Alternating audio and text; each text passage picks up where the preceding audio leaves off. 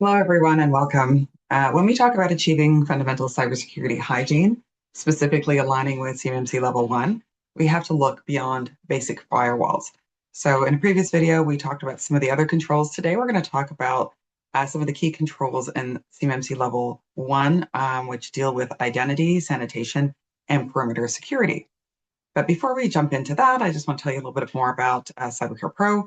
Our mission here is to help secure small and medium-sized businesses, and we have a big goal because we know that small and medium-sized businesses are unprotected, and any type of cyber incident that happens in a small and medium-sized business has an outsized, disproportional impact on their business. Usually, many of those companies are not able to continue, and that's something that we really believe that we can have an impact on with very basic measures can really help protect businesses from going out. So that is really our mission, and that's our call. I want to introduce myself. My name is Marguerite Fleming. I am a director at CyberCare Pro. I've been in the business for over 25 years. I started my career at IBM, and now I focus in on cybersecurity governance, regulation, and compliance. I have started my journey as a CMMC certified professional. I'm a BCISO, and I've worked with hundreds of clients. I also have an MBA in strategic management of technology-based businesses, which is really connecting the business need to, to the technical requirements. And so that's a perfect fit for what we're doing here. Compliance is understanding what the technical requirements are and understanding how this impacts business and making sure those two things are aligned to a certain standard. So let's talk a little bit about CMMC Level 1. We're going to talk about the critical pillars of CMMC Level 1, specifically around establishing identity, remediating system flaws, securely destroying old data, keeping our internal networks strictly isolated, and all of these things need to be in place and scoped out properly in order to be able to self-attest for CMMC Level 1. CMMC Level 1, it sounds easy on the surface. However, without having a properly scoped environment, you are leaving yourself at risk, and also the data, that federal contract information and confidential data that's being shared with you from the government is also at risk.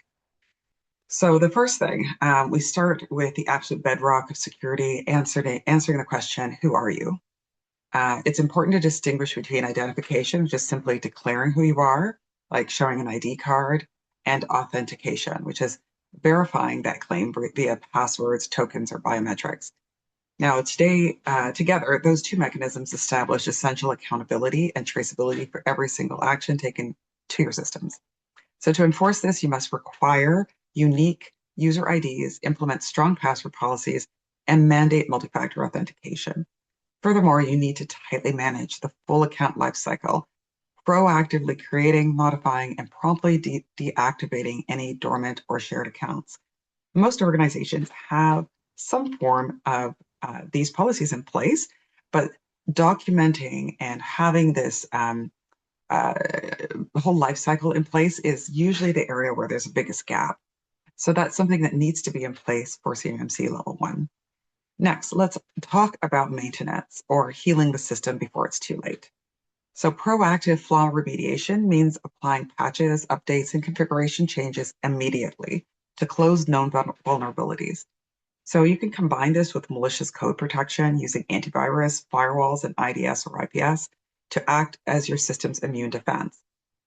So you have to make sure that you establish documented processes for routine patch assessments.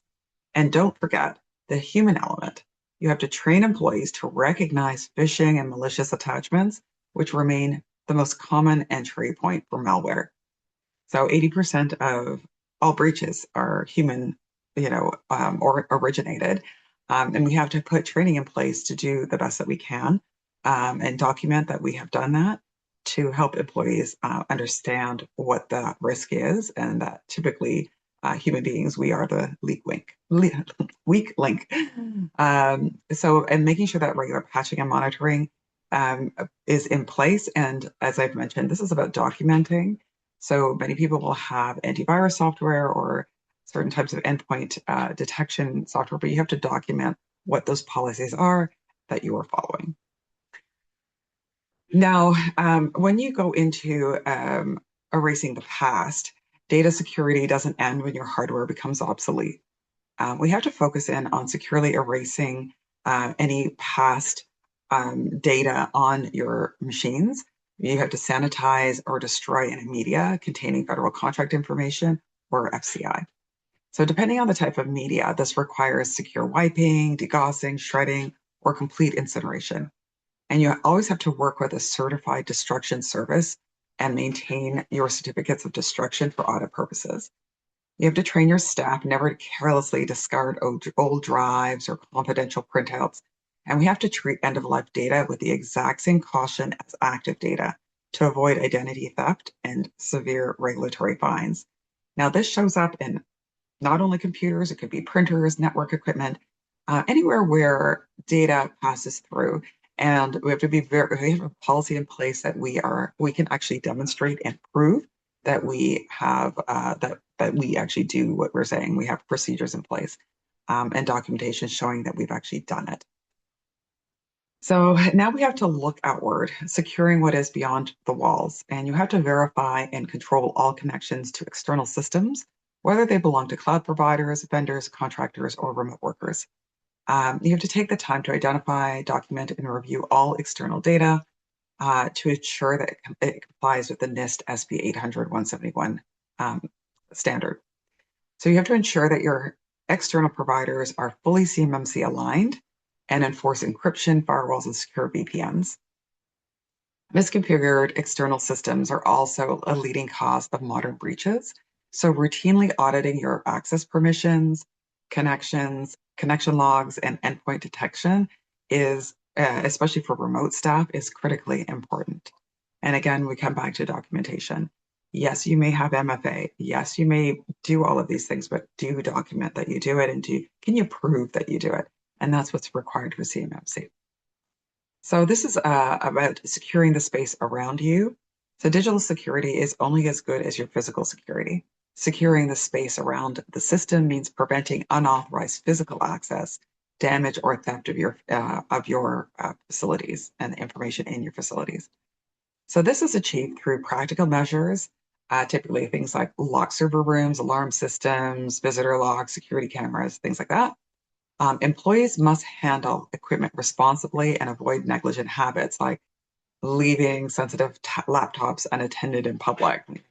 Go to Starbucks and put your computer down on a counter, go get your coffee. That kind of thing is considered negligence, and it completely undermines your digital defenses.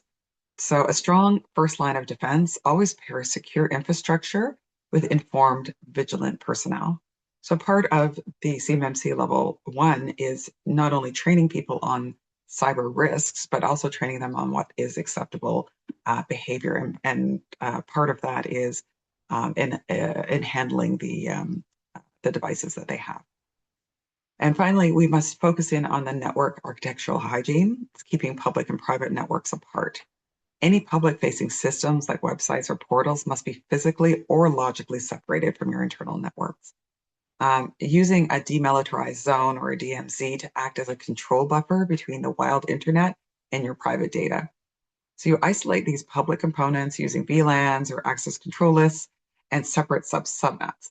And be sure to document those data flows and encryption rules directly into your system security plan. And even if you use cloud or SaaS environments, you need to make sure that that is all very clearly articulated. Regular testing ensures that the network segmentation remains robust, significantly reducing your overall attack surface. So I just want to say thank you. We've covered a couple of the controls that are really key to CMMC level 1. And I am looking forward to continuing this conversation with you. Let's keep our system securely isolated and defended. If you'd like some more information about how you can ensure that your CMMC or CPCSC in this case, level 1 is secure and accurate, you have it properly scoped, all the controls are in place and documented, let us know, give us a call, give us an email. We'll be happy to have the conversation with you. Have a great day. Thank you.